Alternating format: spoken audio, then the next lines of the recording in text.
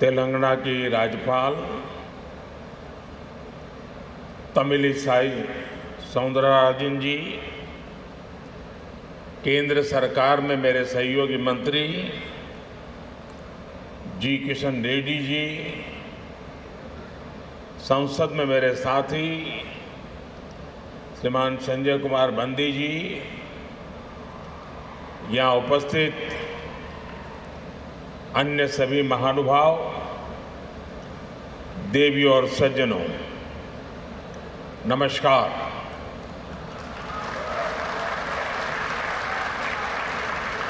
देश में त्योहारों का मौसम शुरू हो गया है।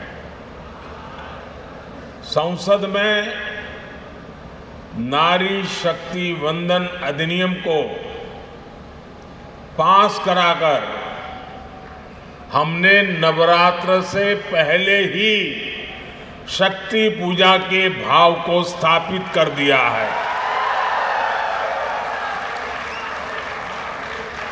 आज तेलंगाना में कई महत्वपूर्ण परियोजनाओं का शिलान्यास और लोकार्पण हुआ है।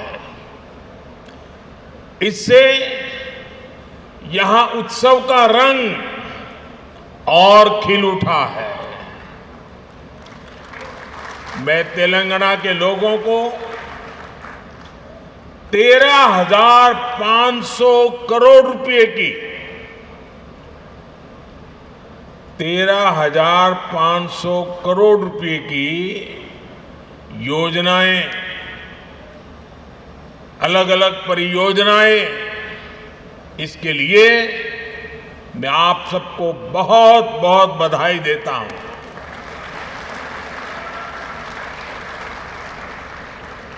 ना कुटुंब सभ्युल्लारा,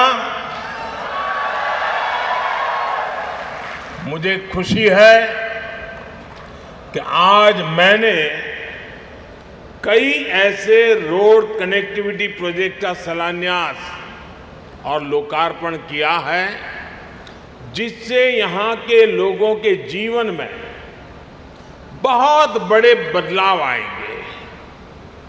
नागपुर विजयवाड़ा कॉरिडोर के जरिए तेलंगाना, आंध्र प्रदेश और महाराष्ट्र में आवाजाही बहुत आसान होने वाली है। इसके कारण इन तीनों राज्यों में ट्रेड, टूरिज्म और इंडस्ट्री को भी काफी बढ़ावा मिलेगा। इस कॉरिडोर में कुछ महत्वपूर्ण इकोनॉमिक हब्स इसकी पहचान की गई है। इसमें एक special economic zone, 5 mega food park, 4 fishing seafood cluster, 3 pharma and medical clusters और 1 टेक्सटाइल क्लस्टर भी होगा। इसके कारण हनमकोंडा, वारंगल, महबूबाबाद और खम्मम जिलों के युवाओं के लिए रोजगार के अनेक अवसर खुलने वाले हैं। इन जिलों के किसानों की फसलों में भी फूड प्रोसेसिंग के कारण वैल्यू एडिशन हो पाएगा। ना कुटुंब सभ्युलारा, तेलंगाना जैसे लैंडलॉक्ड स्टेट के लिए ऐसी रोड और रेल कनेक्टिविटी की बहुत जरूरत है जो यहां बने सामानों को समुद्री तट तक पहुंचाएं और इनके एक्सपोर्ट को बढ़ावा दे। दुनिया का बाजार मेरे तेलंगाना के लोग कब्जा करें। इसी कारण देश के कई प्रमुख इकोनॉमिक कॉरिडोर तेलंगाना से होकर के गुजर रहे हैं। ये सभी राज्यों को ईस्ट और वेस्ट कोस्ट से जोड़ने का माध्यम बनेंगे। हैदराबाद विशाखापट्टनम कॉरिडोर का सूर्यापेट खम्मम सेक्शन भी इसमें बहुत मदद करने वाला है। इसके कारण ईस्ट कोस्ट तक पहुंचने में मदद मिलेगी, साथ ही इंडस्ट्रीज और बिजनेस के लॉजिस्टिक कॉस्ट में बहुत कमी आएगी। जकलेर और कृष्णा सेक्शन के बीच बन रही रेलवे लाइन भी यहां के लोगों के लिए काफी महत्वपूर्ण होगी। ना कुटुंब सभ्युलारा, भारत टर्मरिक का, हल्दी का प्रमुख उत्पादक, उपभोक्ता और निर्यातक देश है। तेलंगाना में यहां के किसान भी बड़ी मात्रा में हल्दी की पैदावार करते हैं। कोरोना के बाद हल्दी को लेकर जागरूकता भी बढ़ी है और उसकी दुनिया भर में डिमांड भी बढ़ी है। आज ये आवश्यक है कि हल्दी की पूरी वैल्यू चेन में उत्पादन से लेकर निर्यात और रिसर्च तक और अधिक प्रोफेशनल वे में ध्यान देने की जरूरत है, इनिशिएटिव लेने की जरूरत है। इससे जुड़े एक बड़े फैसले की आज मैं तेलंगाना की धरती से घोषणा कर रहा हूं। केंद्र सरकार ने हल्दी किसानों के लिए हित के लिए और उनकी आवश्यकता को देखते हुए और उनके लिए भावी जो संभावनाएं हैं उसे देखते हुए नेशनल टर्मरिक बोर्ड के गठन का निर्णय किया है।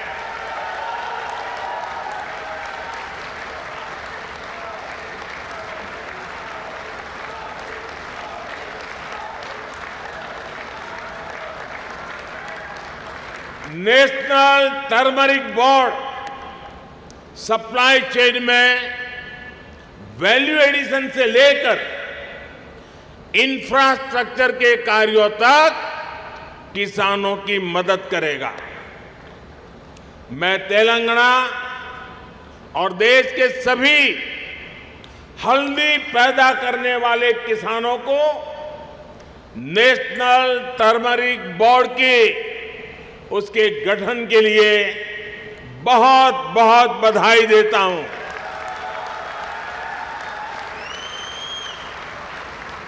ना कुटुंब सभ्युलारा, आज पूरी दुनिया में एनर्जी और एनर्जी सिक्योरिटी इस पर बहुत चर्चा हो रही है।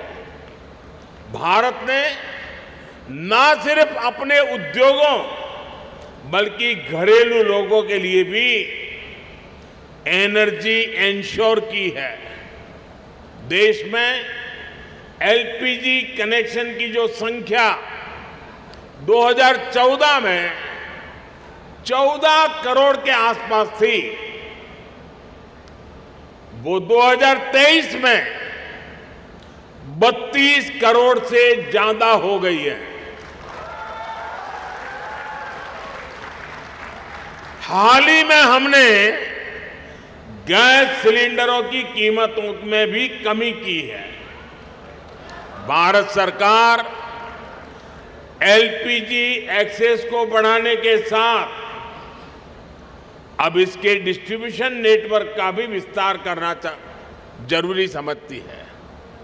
हासम चेरलापल्ली एलपीजी पाइपलाइन अब इस क्षेत्र के लोगों को एनर्जी सिक्योरिटी देने में बहुत बड़ी सहायता करेगी।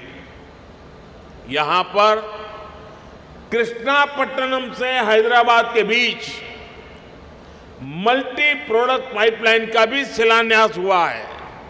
इसके कारण तेलंगाना के विभिन्न जिलों में हजारों डायरेक्ट और इनडायरेक्ट जॉब्स भी बनेंगे। ना कुटुंब सभ्युल्लारा, मैंने आज हैदराबाद केंद्रीय विश्वविद्यालय में विभिन्न भवनों का उद्घाटन किया। हैदराबाद विश्वविद्यालय को भाजपा सरकार ने इंस्टीट्यूशन ऑफ एमिनेंस का दर्जा दिया है और विशेष फंड उपलब्ध कराया है।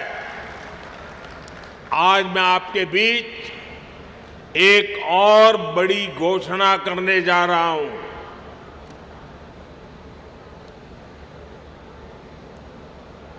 भारत सरकार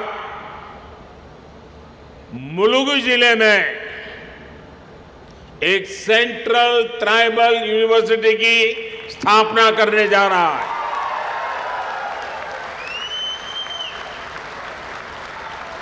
और इस विद्यालय का नाम पूजनीय आदिवासी देवियां समक्का सारक्का के नाम पर रखा जाएगा। Sammakka Sarakka central tribal university, इस पर 900 करोड़ रुपया खर्च किए जाएंगे। मैं तेलंगाना के लोगों को इस सेंट्रल ट्राइबल यूनिवर्सिटी के लिए बहुत बहुत बधाई देता हूं। एक बार फिर तेलंगाना के लोगों को उनके प्रेम और स्नेह के लिए मैं बहुत बहुत धन्यवाद देता हूं। अभी तो मैं सरकारी कार्यक्रम में हूं, तो मैंने अपने आप को वहीं पर सीमित रखा है। अब 10 मिनट के बाद मैं जरा खुले मैदान में जाऊंगा।